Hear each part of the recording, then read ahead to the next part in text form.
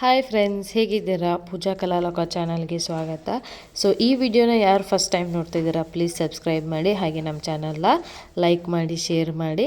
So ಇವತ್ತು ನಾನು ರಂಗೋಲಿಯ ಬಗ್ಗೆ ಒಂದು ಸ್ವಲ್ಪ ಮಾಹಿತಿಯನ್ನು ಕೊಡ್ತೀನಿ. ಹಾಗೆ ಈ ವಿಡಿಯೋನ ಎಲ್ಲೂ ಸ್ಕಿಪ್ ಮಾಡದೆ ಪೂರ್ತಿಯಾಗಿ ನೋಡಿ ಅಂತ ಹೇಳ್ತೀನಿ. ಮೊದಲನೆಯದು, ಇವಾಗ ರಂಗೋಲಿ ಹಾಕೋದರಿಂದ ಮನೆಗೆ ಶುಭ ಮತ್ತು ಸೌಭಾಗ್ಯ ಮತ್ತು ಸಮೃದ್ಧಿಯನ್ನು ಆಹ್ವಾನಿಸುತ್ತದೆ.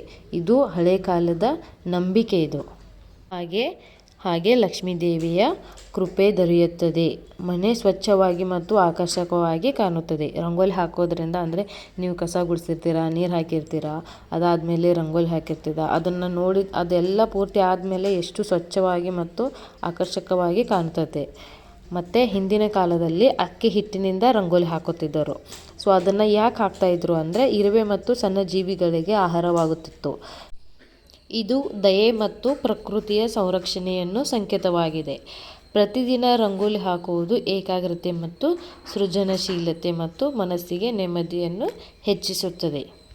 ಹಾಗೆ ಮನೆಯ ಮುಂದೆ ರಂಗೋಲಿ ಹಾಕುವುದರಿಂದ ಮನೆಗೆ ಬರುವ ಅತಿಥಿಗಳಿಗೆ ಸ್ವಾಗತದ ಭಾವನೆಯನ್ನು ನೀಡುತ್ತದೆ.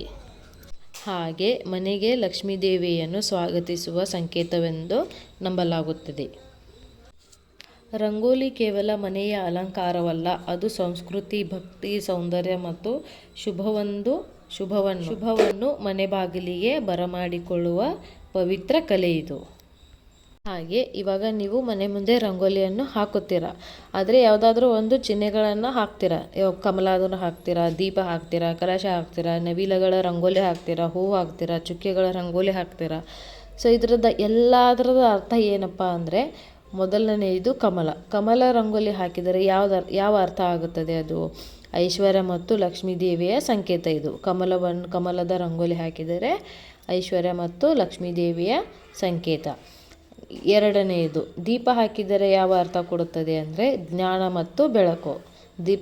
ದೀಪದ ರಂಗೋಲಿ ಹಾಕುವುದರಿಂದ ಜ್ಞಾನ ಮತ್ತು ಬೆಳಕು ಇದರ ಅರ್ಥವಾಗುತ್ತದೆ.